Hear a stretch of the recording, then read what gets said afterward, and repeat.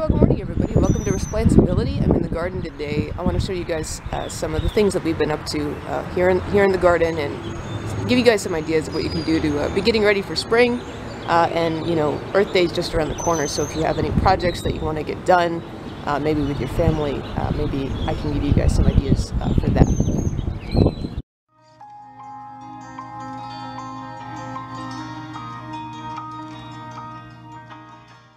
What I've got here, these are some trees that I'm growing up, and you can see I'm using some plastic water bottles to put them in. So what I've done is, like, when I'm out on my walks and I see seeds that otherwise would just get, you know, even if they germinated in the soil, they're in areas that they're going to get mowed over, like city parks.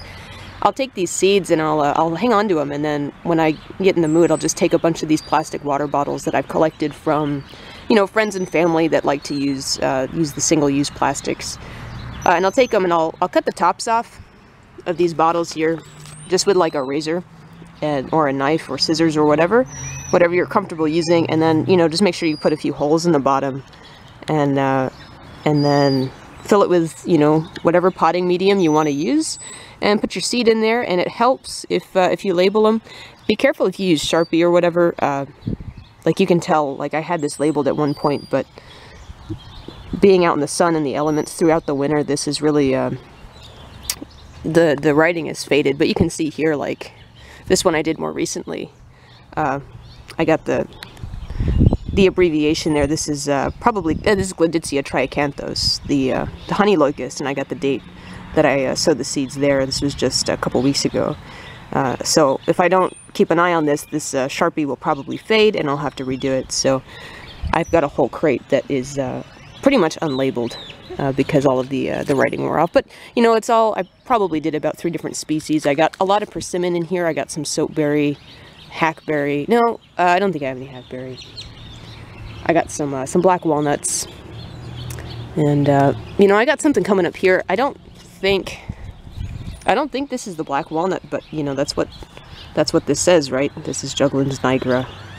These also make really cute gift ideas. So, you know, Earth Day is coming up. If you guys want to do something like this, you know, give them to your friends and family. Start them a tree. If you got kids, it's a fun project to do with little ones. So, it's been a really fun project, and it's not very time consuming, right? You just, you know, it takes a little bit of time to cut the bottles, but it's not any big deal, and they would otherwise just end up in a landfill anyway. So all it costs you is the potting mix and the time to collect seeds. So it's a really great project. I've probably got going on 100 trees here, and I've got more to make. So yeah. Hi, Jezebel.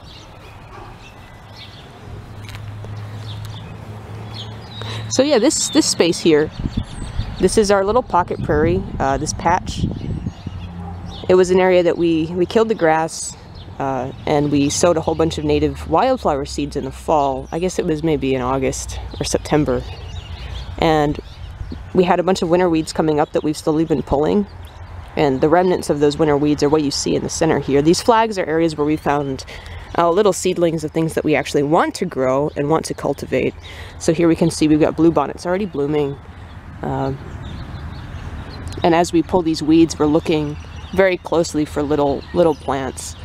Growing a pocket prairie using this method can be a little bit time consuming, and it takes a little bit of patience, and it can be a few years before we get it fully established, because, you know, the density of the plantings obviously is not at present what we want it to be ultimately, and they're going to have to be a lot more dense to fight the winter weeds. But you know, it's, you know, just, you know, half an hour a day is really all you need to come out here and fight the weeds. And you know, we always find new things growing in the space. So that's a blue bonnet there, a little blue bonnet. Okay, we've got a little coreopsis there. Quite a few coreopses. I've got some Gara parviflora, a lot of blanket flower is coming up. Oh, here's my Gara.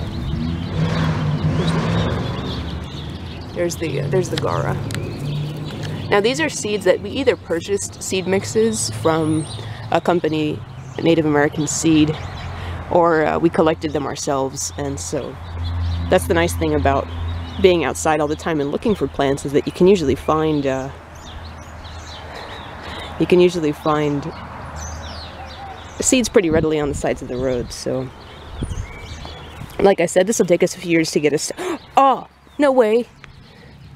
Oh no, I think that's henbit. Yeah, that's just henbit. I thought this was a Rhodium texanum, but the Texas storkbill, but it's not. It's a little oh, but there's a bluebonnet. You see these big cotyledons, these big round cotyledons. This is a little bluebonnet that just started germinating. So you see here this bluebonnet got real lanky because of the shade. There was all this. This is Bromus catharticus. This is rescue brome. This is an invasive and non-native cosmopolitan grass here, and it was all up around this plant. And we found this plant and we just rescued it. But it's a bluebonnet that normally, you know, they're down here. They'll put on leaves where they get sun, which is usually closer to the ground. But because this was in the shade, we can see how that pressure made this plant become very tall so that it could compete with sunlight. And this is a perfect example of that adaptive pressure, and how now this bluebonnet is going to be lanky, and hopefully it puts on more leaves down here at the base so it can get a little bit more help. But we can see how, you know, when we see things like this in the wild, we can see evidence of, you know, its interactions with the other plants and animals in its area. So this is a weird habit for a bluebonnet, but the reason is because it was competing with light for these other tall plants. And I suspect when we start pulling these weeds, we're going to notice a similar thing, right? We're going to find more plants that got really tall that we're going to want to keep, and then they're just going to be stuck to you know, be a little lanky. But the nice thing is like after we, you know, freed this plant, we had a lot of cooler temps with the rain, so it didn't get shocked by the sun as bad as it might have. If it were warmer and a little bit more dry, I think it might have been, this plant might have looked a little bit more sad, but it looks like it's hanging in pretty well. Check out this Packera. This is a plant in the Asteraceae family, and it's got this wild basal rosette of leaves that has these really adorable little margins, right? These like toothed or crenate margins, and it looks nothing like the actual colline leaves or the leaves on the stem of this plant, which is not uncommon in the genus Packera, and it can actually be a useful tool in identifying them. But yeah, this guy is just, what a beautiful bloom.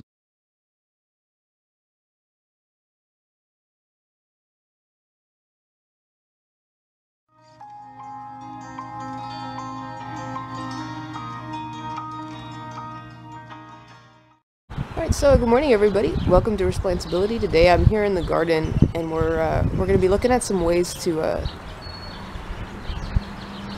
that grackle.